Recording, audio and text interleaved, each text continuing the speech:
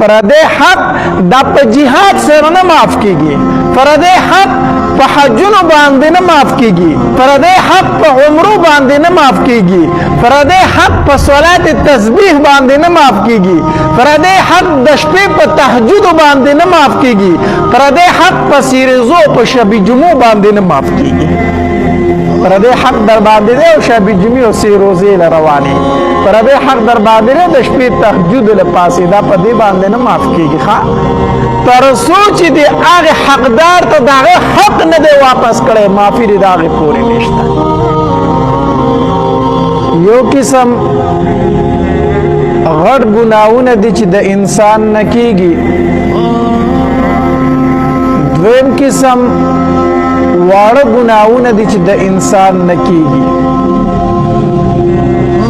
غټ ګناهونه بغیر د توبې نه معاف کیږي، توبه به خامخا وباسي او خالص توبه به وباسي د ګناه نه. اللہ تبارک و تعالی فرمائی یا ایها الذین آمنوا توبوا الی اللہ توبتا نصوحا. اللہ تبارک و تعالی ته خالص توبه وباسا. خالص توبه دا چې کوم ګناه دکاو دا به فوراً پرېږدي، چې کوم در نشوی دی په هغې باندې به د زړه نه پښیمانه شي چې الله بد رانه شوي زه پې ستومانه یم، او را روان وخت کې به دا قصد وکړي چې دا ګناه به بیا چرته نه کومه. دا درې خبرې چې په کومه خبره کې موجود شوي، په کومه توبه کې موجود شوي، دغه توبه خالص توبه ده. نو غټ ګناهونه بغیر د توبې نه معاف کیږي، واړه ګناهونه زموږ نه کیږي. د سترګو ګناه دی، نن سبا موبایل راوتی دی، دا خو د هر انسان نه ډېر زیات نن سبا کیږي. د سترګو ګناه شو، د غوږونو ګناه شو، د لاسونو ګناه شو. داسې ګناهونه چې دي واړه واړه ګناهونه، دا کله کله الله تبارک و تعالی په عباداتو سره انسان ته معاف کوي. لکه حدیث مبارک کې راځي، نبی علیہ الصلوۃ والسلام فرمایي کله چې انسان د جمعې لمونځ وکړي نو په دې روغ هفته کې چې د ده نه کوم ګناهونه شوي الله ورته هغه ټول ګناهونه معاف کړو. د دې ګناهونو نه واړه ګناهونه مراد دي، واړه ګناهونه. د سترګو نه چې کوم ګناه شوی دی، د غوږ نه کوم ګناه شوی دی، غټ ګناهونه بغیر د توبې نه معاف کیږي. نو واړه ګناهونه کله کله الله تبارک وتعالی انسان ته په خپلو عباداتو سره معاف کړي. دا د الله څومره رحم دی، دا د الله څومره مهرباني ده. ځکه خو دا نه معاف کړي او دا واړه واړه ګناهونه جمع کړي، خو د دې نه غرونه جوړېږي که نه. یو قسم غټ ګناه دی چې بغیر د توبې نه معاف کیږي.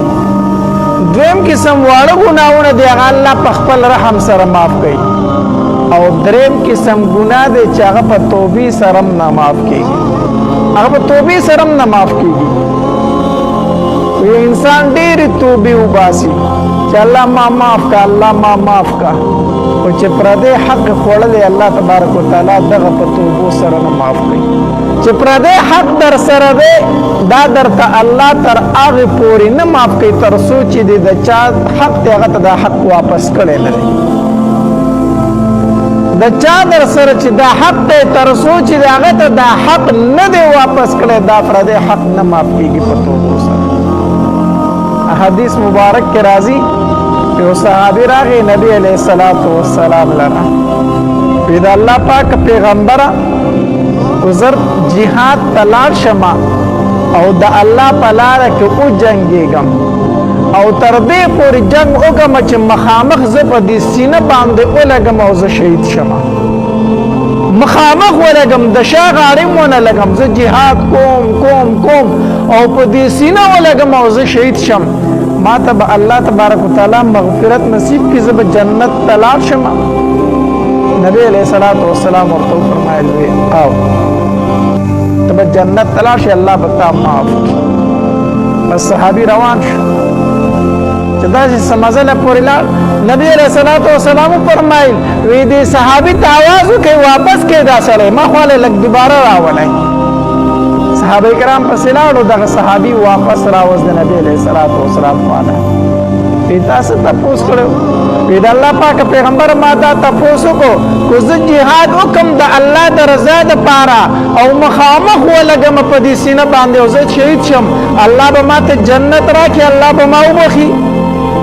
نبی علیہ الصلوۃ والسلام ورته فرمایل وی او الله به دې وبخي او په شرط د دې چې پر دې حق تر سره نه وي پر دې حق در باندې نه وي او چرته پتا باندې پر دې حق دی او ته شهید شي په دې سینه ولګې د الله د رضا د پاره او بیا ژوند شوي بیا شهید شوي بیا ژوند شوي بیا شهید شي مطلب دا دی چې د الله پر رضا د پاره د الله په لار کې د درې پیری خپل وینه توی کړه درې پیری دې په دې سینه باندې ګولې او غشي وخوړل د الله د رضا لپاره شهید شوی درې پیری خو بیا در باندې پر دې حق پاتې وي الله دې نه معاف کړي یا دې الله نه معاف کړي وی الله به درته مغفرت نصیب کړي خو په شرط د دې چې پر دې حق در باندې نه وي.